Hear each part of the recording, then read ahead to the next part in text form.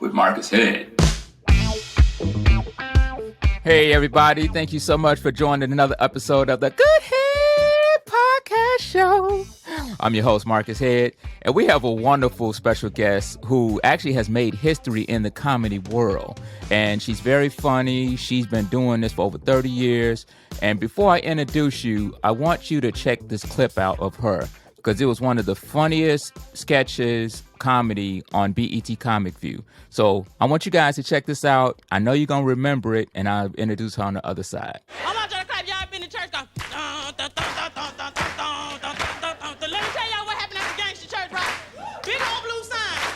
You know, Pookie and them tabernacle of faith. You know what I'm saying? It was all good. And the choir was marching in. They having their khakis and they Raiders jerseys. You know what I'm saying? And they was marching in. And that was just the women. So, you know, they fell on in there. So, you know, that the big player got up there. You know, he had a Jerry curl, y'all. He had a big old gold tooth. He said, word up.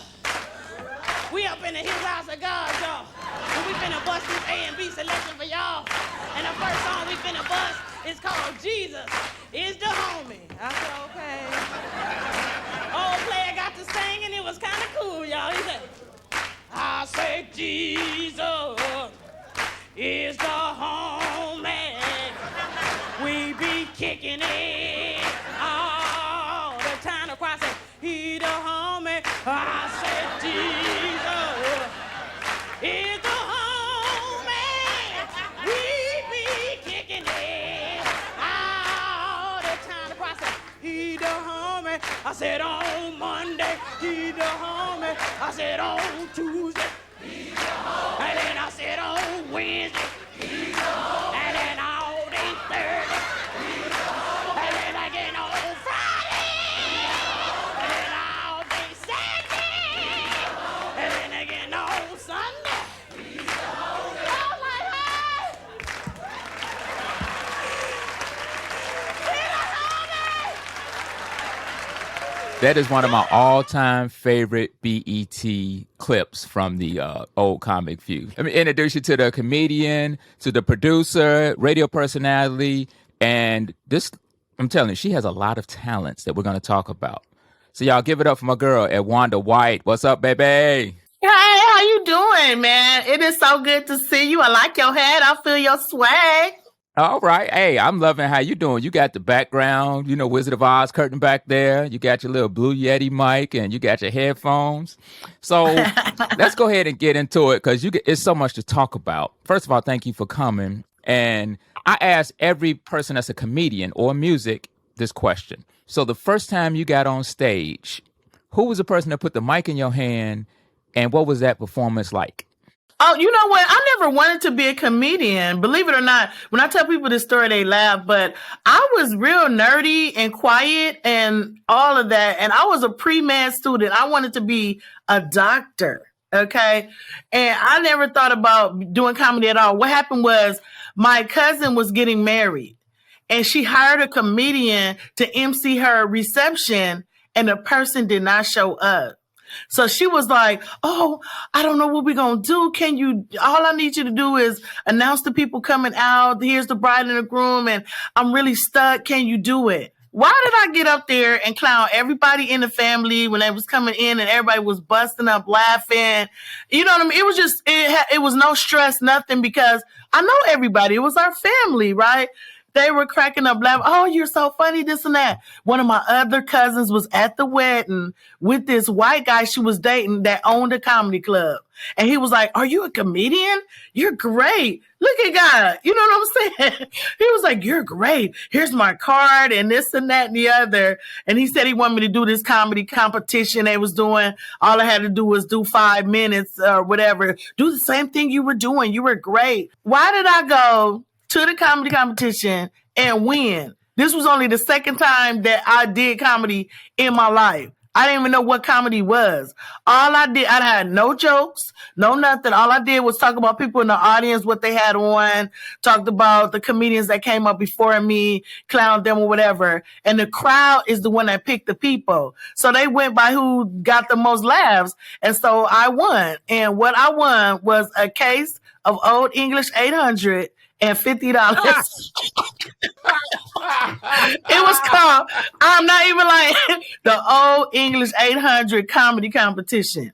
And this is a white dude that's doing this. White guy owned the club, but he knew that back then urban comedy was happening. And it was all black comedians, people I never heard of in my life, was up there trying to tell jokes. And he know black people love OE. That is funny. That is hilarious. Hey, I remember Old English back in my high school, 1990 days. Wow. I ain't never drink none, but I remember it. And I'm telling you, once I did that, I was like, this is a job. You can make money doing that. And back then, $50 and a whole case of Old English 800.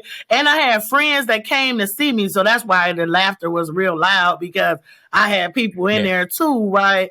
But for me to win was like, wait a minute, maybe I need to think about this. And the rest is history. So when you got that, you got your confidence. And when you finally got on stage, tell us what that first stage appearance was like. Once I really realized what comedy was, there's a girl and she's from Chicago. She's a writer now. Her name is Stacey McLean. And she was a comedian that I admired back in the day. And once I saw her talking about real stuff that happens, like getting your hair pressed and talking about her drunk uncles and stuff, I was like, that's comedy? People making money off of their little funny stories from their family. That's comedy. Once I realized that comedy is life and life is comedy, I was like, my stories are interesting or more interesting than that. I'm winning. I would never run out of something to say. And once I got on stage and started telling my truth of just stuff that I see in the hood, I'm from Compton and Linwood. I mean, just talking about the crackheads in front of the store was like funny to people because you let them into your life. You have stuff that they can't see, and it's fascinating to them. You know what I mean? And once I got the bug and started getting laughs and started getting props from it, once I started getting paid and getting like little free drinks and getting I was like, this is what I want to do the rest of my life. Wow. So you had a first getting on stage. So let's talk about a first that you had that a lot of people, I'm sure, know, but let's go ahead and educate everybody. So you were actually the first female on BET Comic View. So I salute you to that history. So tell us that story and how you got on. I really was. Okay. Yeah, you did your homework. Look at you, huh? Yeah, I have a lot of firsts in comedy because being a black woman in comedy back in the day, it wasn't a lot. It wasn't a lot of black females, but now there's so many great ones, you know what I mean? So many great young ladies out there just tearing it up. So when Comic View came out, it wasn't even a show. It was a pilot. And my manager at the time, I went to another comedy competition called the Oakland Comedy Competition, right? And a lot of people from all over the world come there. And I was one of the highest ranking females ever in the history of this competition. And at the end, when you make it to the finals, there are two people that pick people to sign them the contracts, as management, right?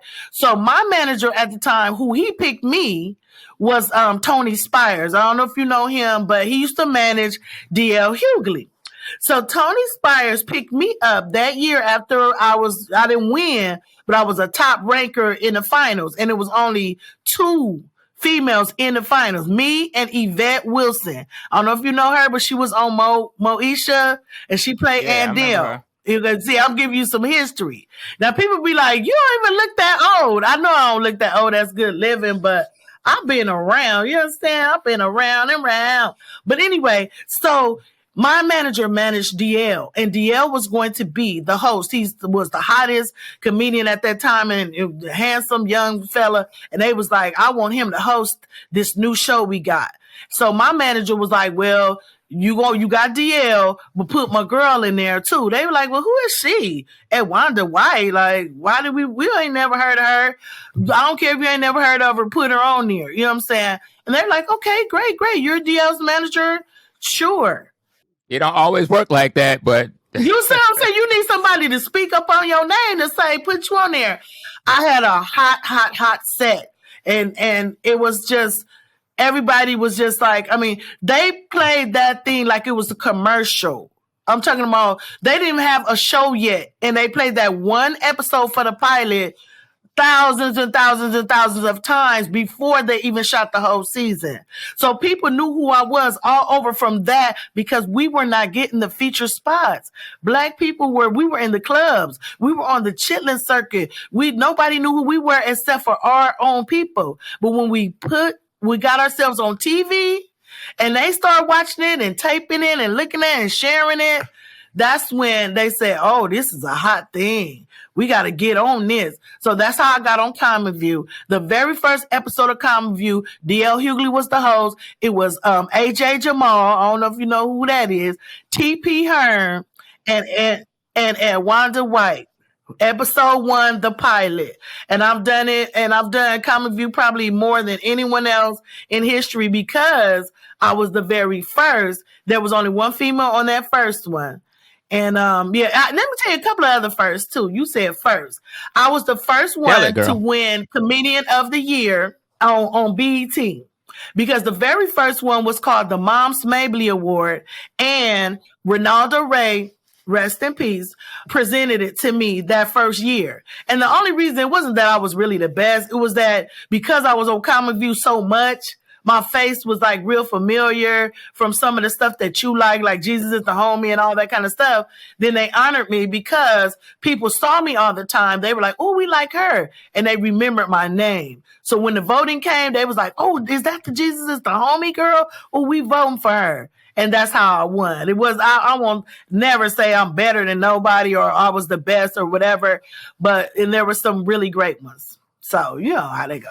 Wow, that is dope, Edwonda. So we're here with Edwonda White, the first of many the first comedian to win the Comedian of the Year award, to first woman to be on BET Comic View.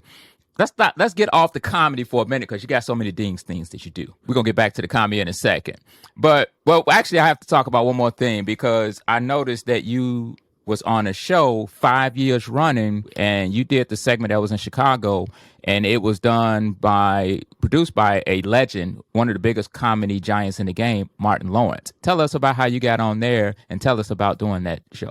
Actually, I met Martin Lawrence years prior to that by doing Def Jam. I'm also a Def Comedy Jam All-Star. We weren't friends or hanging out or anything. It's just a matter of he produced a show called First Amendment Stand-Up. And he put his name on it and they went for it. And he gave so many opportunities to young comedians to do their thing.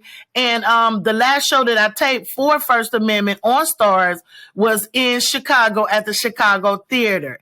It was lit. The Chicago crowd is, unmatched, you know what I'm saying? Well, of course, Atlanta, you know what I'm saying? But Chicago and Atlanta, y'all just give it up for the urban comedians. You keep us alive on tour. Y'all buy them tickets. Y'all don't care if it's Boo Boo the Fool. Y'all see that it's us, y'all in the house, and I appreciate that because that's how you guys kept comedy, urban comedy, being a hot commodity out here. If it don't make dollars, it don't make sense. And guess what? When it was making them dollars, that kept us, and it made stars coming straight out the hood. And I want to thank all of y'all for that. Well, Edwonda, let's go ahead and play a little clip of you at the First Amendment stand-up tour with Martin Lawrence. So you guys check this out, and we'll be right back. Oh, boy. Okay. Let me tell you what. When you're going through something, when you're broken-hearted, ladies, the best way to get over it is to do what? Is to hear that song that make you feel better. Am I right? Only thing is, when you're going through something and you're really, really brokenhearted, you will never hear the right song. It's always some Natalie Cole, some crying song that make you feel worse, you know what I mean? I really wish they had a song that'll make you feel lifted up. That's why I wrote the song. Y'all want to hear it? This the perfect song. When a brother dogged you out, ain't called you back or nothing, you don't know why, and you hear this song, this will make you feel better. I want y'all to clap your hand. Doom, doom, doom, doom, doom, doom, doom, doom, doom, doom, doom. Doom, doom, doom, doom, doom, doom, doom, doom, doom, doom. You was always broken, didn't have no money, cheated on me, bet you thought it was funny. Living with your mama, ain't got no dreams. Why you gotta be so mean? You was ugly anyway. That's why I broke up with you. You was ugly anyway. And you was always acting like a fool. You was ugly anyway. Don't know why I wasted time with you, 'cause you was ugly anyway. And I'ma tell your mama on you. Big old head and you look like a monkey. Need to take a shower 'cause you sure was funky. I just thought you was a really nice man, and that's why I gave you a chance, but you was ugly anyway. I love y'all, Chicago. Peace, I'm in Wonder White. Wow, you don't get no bigger than that. You see that big old background in the back, got everybody's name on it and everything else, and you on stage killing it. Tell everybody, what is that feeling like to be in a big arena or a big stadium opposed to being in a comedy club? When you're in a comedy club, you're right on top of the people. You're right next to them, like a conversation, kind of like what we're having now. And it's not as much pressure, you know, you can just be conversational. When the people are away from you, like out in a big crowd, you really have to go inside of yourself to bring it out for them to see, to be bigger than life. You know what I mean? Other than that, you're not going to touch the people. You better come out there gunning. You don't got time to be, hey, how the ladies looking tonight? How the fellas look? No, you ain't got time to be playing games. You got 3 seconds to get this crowd on your side. So you come out with your gun slinging. Once they give you that first laugh, that means they're with you and you can say whatever you want, take them on your ride and go. People love when a personality, it ain't even about the jokes with black folks. It's the confidence. It's the swag. Yeah. It's how you saying it. You know what I'm saying? And they judge you in them minutes. If you scared, they can see it. And once you coming out there stammering, don't know what you doing, they ain't with you. But when they're with you all the way. Yeah. So a bigger crowd, you got to really show your confidence. I agree with you, because when I first started out, I was doing my thing, and you're funny when you can do it in front of our people. And then I started going mainstream with it, and I got my big break opening up for Jon Stewart, and then I really got my big break opening up for Ron White. And we was in stadiums and we was in, arenas and things. And it's a totally different ball game. So, but it's nothing like, and it's so funny. After I did a show with him, and we did a show at I think it was Arizona State, and it was like 10,000 people in there in a football stadium. I end up coming back and doing when I was living in Chicago at the time, I came back and I did Uncle Rail's spot in Chicago at like a little hole in the wall. And I was like, wow, I went from that to now I'm here. But it just felt like different, you know what I mean? Because you knew what you got when you were in the club. Yeah, it is different. I like the club, though. I like the intimacy. I like black folks really getting into it, not being disrespectful or heckling or nothing. But, I know that's right. Yeah, girl, yelling out, I love you. I love you, too. You know what I mean? I like the energy of being right there up front. But when you're in a big crowd, that right there makes you feel so good. You're like, wow. This is where I am. Like, people really came to see me tonight. It just makes you feel so amazing on that stage. And when they take that ride with you, it's just like nothing in the world. Nobody knows what it feels like except for comedians who really rock the mic. You know what I'm saying? If you don't know that feeling, you ain't gonna know that feeling if you ain't never felt it. It's nothing like it. And I do mainstream as well. I do all of it. That's what I'm saying. I'm a sister, but my people first, not in a bad way. But I'm just saying I love us. Yeah, without us, what you gonna do? They're the ones who built you up. So for you to get to the mainstream and then forget about who made you, who got you there, then I'm not feeling that at all. You know what? I would say this. The biggest thing that I love about when I'm doing a show with our folks is you hear when you really make black people laugh, they fall out their chairs, they get up, they start running to rooms and just run all over the place. And you're going to hear, when you hear, hell no, you know you funny. Yeah. They get into it. It's almost like church, you know what I'm saying? They just jumping up and down and running around. And it's just a spirit, that if they with you, if they can relate to you. And it's just as bad when you're doing bad. They going to be like, boo, you know what I'm saying? I ain't never really got straight booed off or nothing like that. But I've seen it happen to people. If they don't like you, they're going to let you know immediately. You understand? I did a show with Chris Tucker and he got booed. So I was like, okay, they booing him. So if they booing him, I got to be extra funny. You know what I'm saying? Exactly. They had no respect. Well, you know what? I did get booed, and that was on the Apollo. I was the special guest on the Apollo. But the person who hosted, I'm not going to say who it is because we done squashed the beef, but it is a high level celebrity was hosting at the time. Okay. And don't think it's Steve Harvey. It wasn't Steve. I know who you're talking about because I remember the show. Please don't say it. Don't say it. I'm not going to say it. He set me up on the Apollo and said, she said she funnier than Moms Mabley and Whoopi Goldberg put together. Oh, man. No. Okay. That's not. No, that's come not. on, No, Mark. that's not See, right. come on, right? No, I got you. But that was back in the day. But you know what? That kick in the pants right there really made me stronger, though. I really think that everything happens for a reason. And then, because I really was feeling myself. I was really on a bad trajectory because everything was handed to me. I was like, I'm at the Apollo. I'm this and that. And that. I really was thinking I was all that. Okay, I really was. But that right there let me know that at any time you could be taken down and you better now ever take your life for granted. And I never did ever again. All right. So we're here talking to Edwonda White, one of many first, very talented. We got the comedy out the way. So let's talk about some other things. Let's talk about this TV personality and podcast and radio. So let's talk about, when I say greatness is when you do your thing, but greatness is when you surround yourself around greatness company and you're on projects with greatness. So let's talk about your story of how you met Earthquake and how you ended up getting on Earthquake's Quake House. Oh, I love Quake. I met Quake years and years ago. We've known each other maybe 25 years. And I used to tour with him. It was a tour. Like my mentor was Ronaldo Ray. And Ronaldo Ray loved me to death. He took me everywhere with him and stuff. And I was touring with him, Earthquake, and Cat Williams. And so Earthquake never saw my act because Earthquake don't never like come out when the other comedians are there. He'll come later, you know what I'm saying? So he'd be like, how'd you do? And I'd be like, oh man, I did good. But he never like watched me. And I always thought he didn't like me, but that wasn't true. It was just a part of his process. So anyway, Earthquake, his show, Quake's House, is so amazing. And I'm just pleased to be, you know, one of the regulars on there.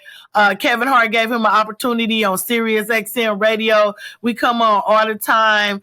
And that also made me a radio personality because I'm on there. So that's a new thing that I'm doing currently in 2023. The show is hot. It's the number one show on Sirius.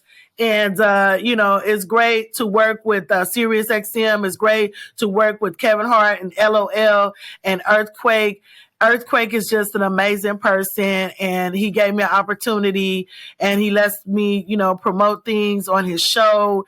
He helps me with so many things, and he's such a big brother to me.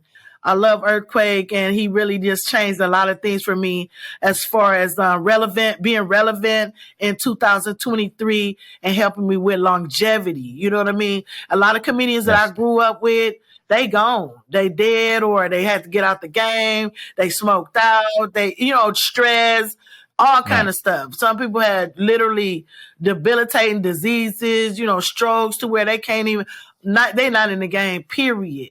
But I'm still here. And I just thank, you know, people like Earthquake for like lifting me up and hooking me up with stuff. And it's about the friends in the game. Friends like you know what I mean? We met each other through my girl. I got shot her out. Flow So Amazing. And we just vibe like straight up. Like we've been knowing each other from day one. You know what I mean? Yeah. I love your energy. Yeah.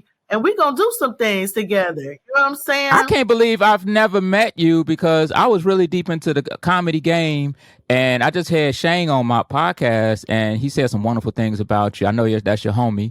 And you and Shane have been on the Earthquake show together. That's my boo. Yeah, he said some good things about you.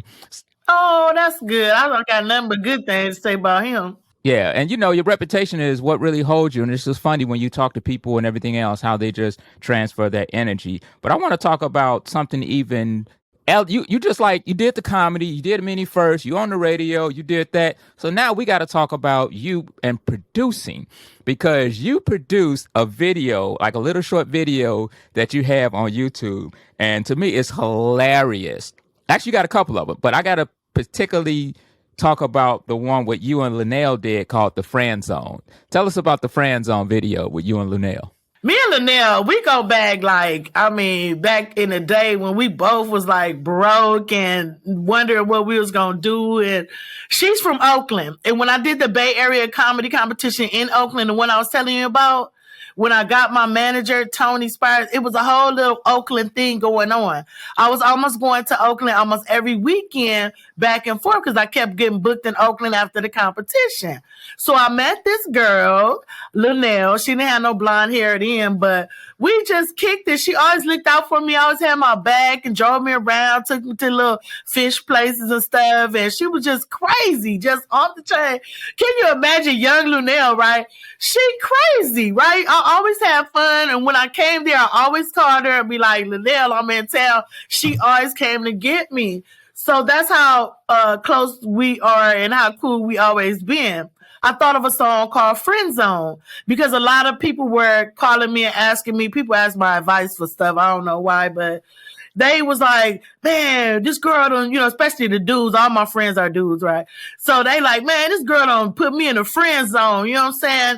Why I'm in the friend zone? What did I do or whatever? And I was trying to explain to him that it ain't you. A lot of times we don't put you in a friend zone in the first place. When we meet you, we already know if we're going to smash or if we ain't. We know what our objective is. So she already knew you was in the friend zone. You just thought you had a chance and you didn't. So I created this song to tell guys how to know when they in the friend zone. And who else better to do it than my friend, Linnell. So the video is about Linnell sitting there rejecting all these dudes. And every time they come to her, they giving her wedding rings. They giving her flowers. They giving her this. And she like, no, friend zone. That's why you caught up in the friend zone. So it's letting guys know no matter what you do, how you look, how you whatever, we decide if you're in the friend zone or not. It ain't nothing you could do, nothing you could say that's going to get yourself out of the friend zone once you there.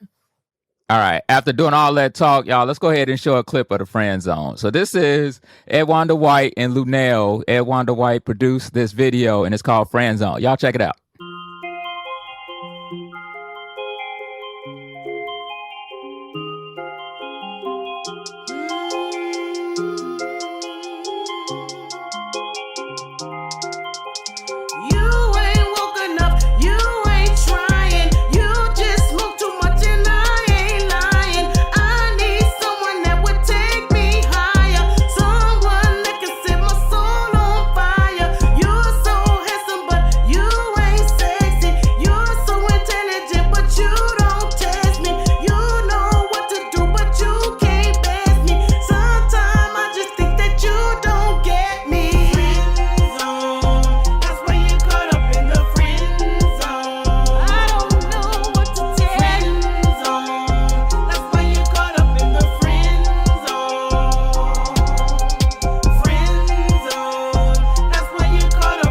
What can I say? Linnell just so funny. She got them all lined up, after they finish and everything else, and she driving off at the end.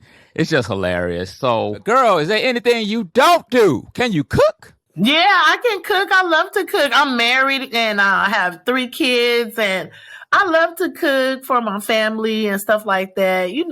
My parents are from Louisiana, so you already know, you know what I'm saying? But I just enjoy life. Like I say, I'm a humble person. Like when I met you, I didn't go with the you don't know who I am type of thing. I don't trip off of nothing like that. I just thought you was a cool person. We was vibing, talking, and Flow So Amazing. The one told you like, man, you don't know who that is and this and that. I let other people say what I do. I'm humble, even though I'm blessed I'm a writer as well. I'm a screenwriter. If you Google me, it says screenwriter. I write a lot of films, independent films, mainstream films, African American films. I've created pilots for people. I'm a writer. I write for George Wallace. I used to write for his Vegas show. I was a lead writer on Comic View for when J. Anthony Brown was there. I've written things for pilots and things for Michael Collier. A lot of things. I don't write for women. I only write for men. Because if I could, a lot of women try to get me to do it. The prominent women have asked, but I don't write for women because I'm still in the game. So you and I definitely, we've had a conversation, and we're actually going to do a project that we talked about, and I'm looking forward to that once we get it all broken down. So tell me, being a woman, now being a powerful woman in the industry, very well respected, what is your mission now for Black women in the entertainment business and acting, comedy, sketch writing, on the radio? What message can you give to your sisters? I want to give to the sisters that it's all about unity. A lot of times, they always say Black women don't get along and stuff like that. It's only certain Black women who are only thinking about themselves.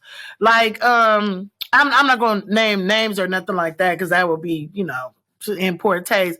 But it's some people who only think about themselves and they think there's only one spot for every female. But there's room for all of us. You know what I'm saying? I want to name names in terms of these young ladies that I really love. I'm only going to name one. One of my favorites is Just Niche, man. I just love her. Her personality. She a real one. She's a writer. She write for her friends and she not no jealous type chick. You know why? Because she knows she's good. She don't gotta hate on these other females. But guess what? They hate on her because she doing her thing and she ain't thinking about them. You know what I mean? I just used her just because I love her particularly. But I love all of y'all out there doing the thing. It's about unity. If we get together, if you pool your resources, y'all get a tour together, you can make more money. United we stand, divided what? We fall.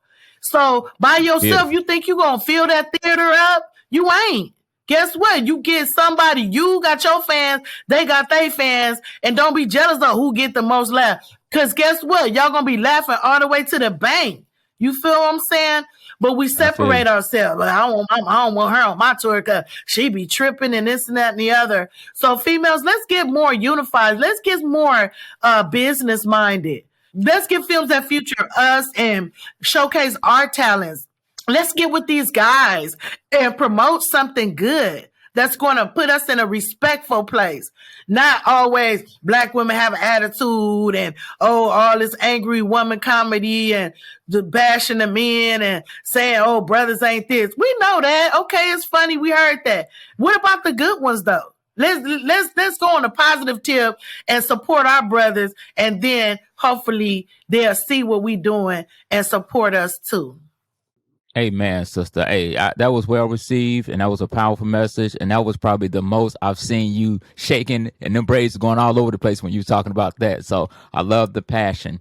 Now, speaking of powerful women, let's talk about a powerful woman in the industry, and she's got something coming up, and I call her the Put Me On Mama. She's basically responsible for so many people, from Bill Bellamy to Mike Epps to Tony Rock to Tracy Morgan. So since we are encouraging sisters and talk about sisters, can you tell us your relationship with Tina Graham? Oh, Tina is the godmother, okay?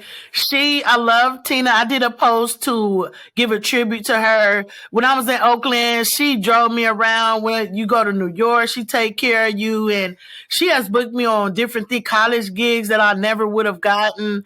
And Tina's been around for so long. She's done so much for all of us. And I think it's really important to acknowledge the type of stuff that she has done, because you need a leg up sometimes. We call her the godmother because she kind of treats the comedians like they her kids. Like, what you need, baby? You know what I'm saying? Oh, you need food? I got it. You need a place to stay? I got it. What's your problem? You can't find a manager? Okay, let me talk to somebody. That's networking. You know what I'm saying? And when you know you can go to Tina and ask her anything on advice or whatever, she has the expertise. And if she doesn't have the expertise, she knows somebody who does, who she can hook you up with. And that's what it's about. Like me and you, we sitting right here and we talk about, oh, we got an idea for a film. If we don't have no budget, then we just got an idea. You see what I'm saying? We need somebody who's going to say, hey, let me talk to this person. Let's see the script. Let's do this. Did you do this? Did you do that? Did you do this? We need advice on that, unless we already have that information. So that's what Tina is. She's the information highway, and I just love her to death. And I just thank her for all the things that she's done for me personally, above and beyond. You know what I mean? She really didn't have to do it. And she'll be asking for nothing for it. It ain't like, you got to pay me, and when you blow up, I want you to give me a shout out. She ain't like that. She like, I think you're good, and I want to help you. Okay, period. Man, let me tell you something about her. She did my podcast a couple weeks ago. I have not released it Did yet. she? Okay. I don't want to release it yet. You know what I mean? I'm saving it. You know, I'm saving it. Say that one.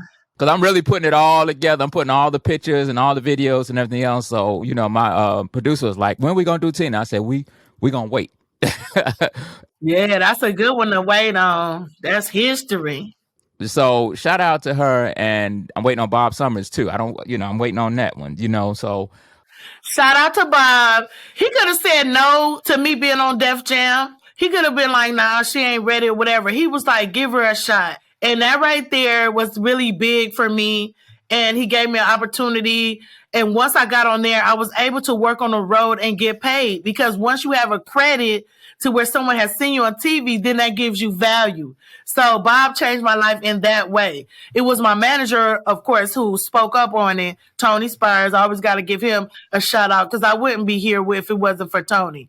So Tony talked to him, and he could have been like, nah, but he didn't. He didn't block it. And he also recently put me on the cover of one of his magazines when he got an award. And he introduced me to some amazing people at Black Ink magazine. Y'all want to look that up. And he's on the cover of it because he got like a humanitarian award for helping comedians and stuff like that. And I was on that cover with Bob, and he wanted me to do that interview and talk about some things. So shout out to him, and shout out to everybody who has helped one of the comedians. I would say urban comedians, because we need different type of help. You know what I'm saying? Some people, they can just get an agent and go ahead, but we need different type of help. We need guidance. We need, maybe you should change your look, or maybe you should do this, or maybe you should clean up your act, or, you know, we need somebody to tell us, like a mama, what we need to do to make our, you know, dreams come true. And that's Tina.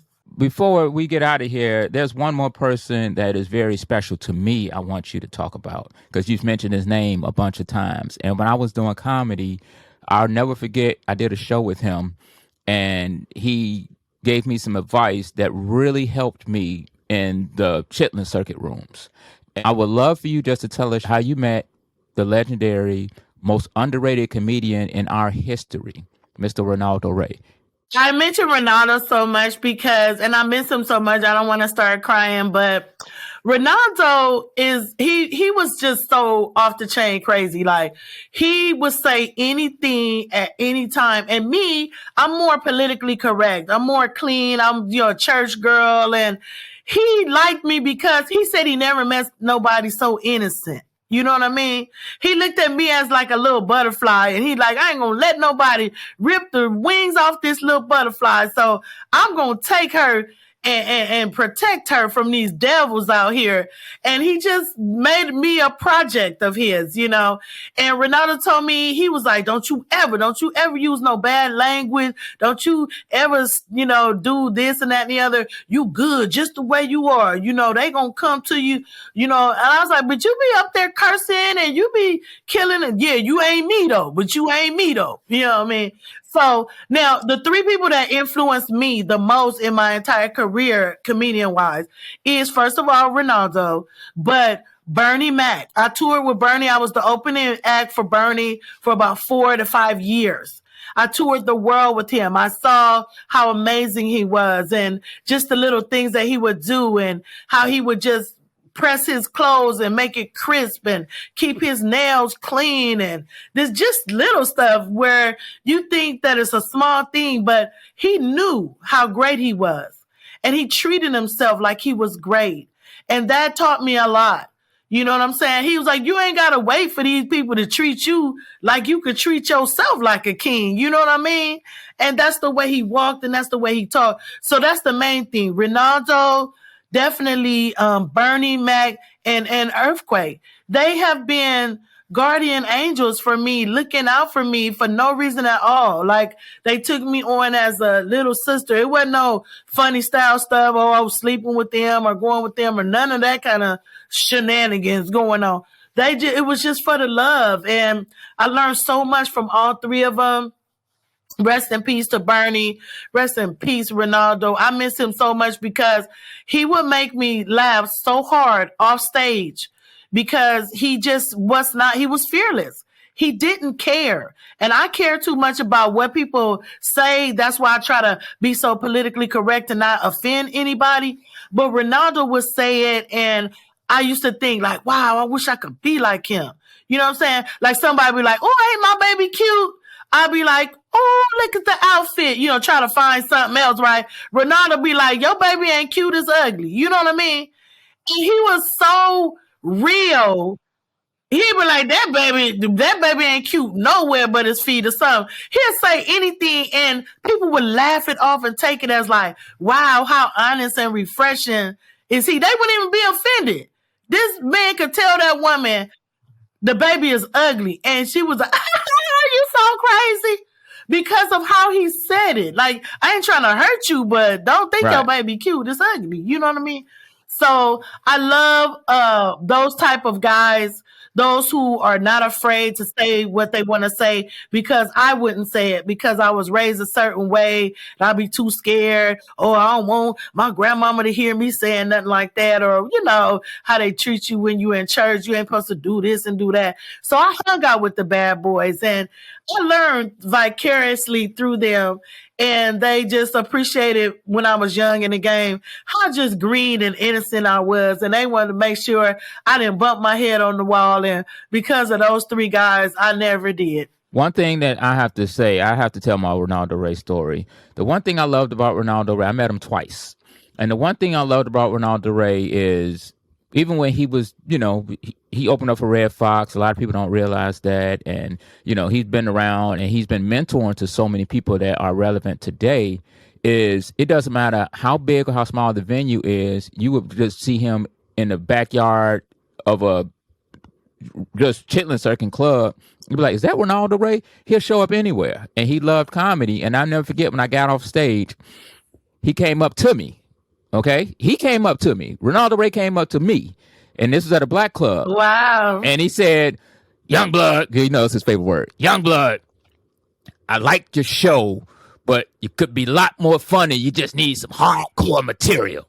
So, and he gave me a few nuggets on what to do on the jokes that I did, and I did it, and I started killing it after that. He was a master. Yeah, I really enjoy speaking with you. I enjoy you spending the time with me. And before we get you out of here, I like to do a segment called Get to Know the Guest. So I'm going to ask you a couple of questions, and I want you to give me one-word answers and then some answers. You ready? Okay. What's your favorite cereal? Cinnamon Toast Crunch. Cinnamon Toast Crunch. Okay.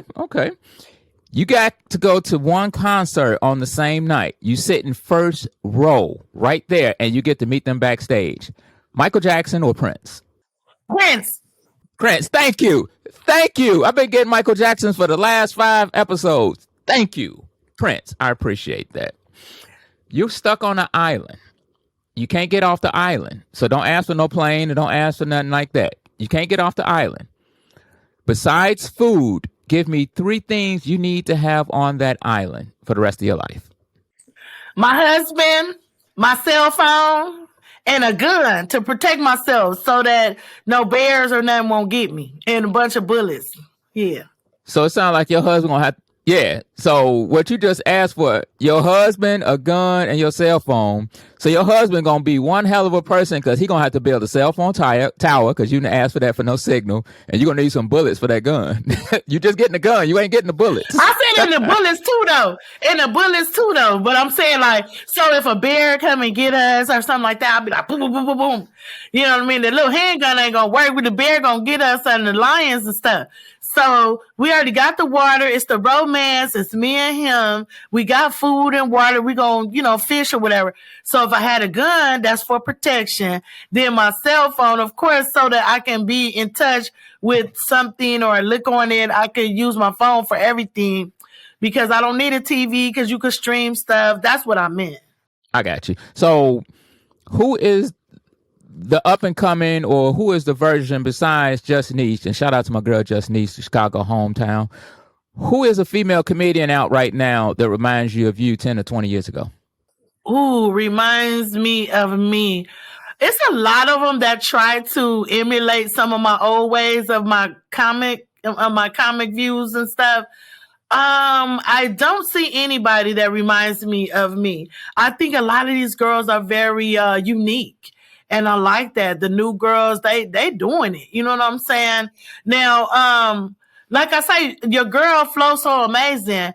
I like her energy. Her energy is like mine. Her act is not like mine. And you know what I'm saying? But her energy. And I love her as a sister because of that. So I'm going to say Flo so amazing because she coming with some positive, real stuff that sisters need to hear. And if they listen to her and laugh about it, they'll go think about something. And to me, it's important to think when you're doing comedy. It ain't just about falling on the floor and gyrating and all that kind of stuff. We really saying something if you listen. Excellent. If you listen to some of these specials, it's a complete piece. It's a message that they saying to you. And if you get the message, then you might know something. You know what I'm saying? That's why shout out to Dave Chappelle. He's just a master of the game because nobody tells a story or gives a message like him. And I'm going to tell you right now, you may not like the message, but trust me, message was sent. And on that note, I would just like to say thank you so much for your time. Please tell everybody where they can find you and follow you on all your media contacts.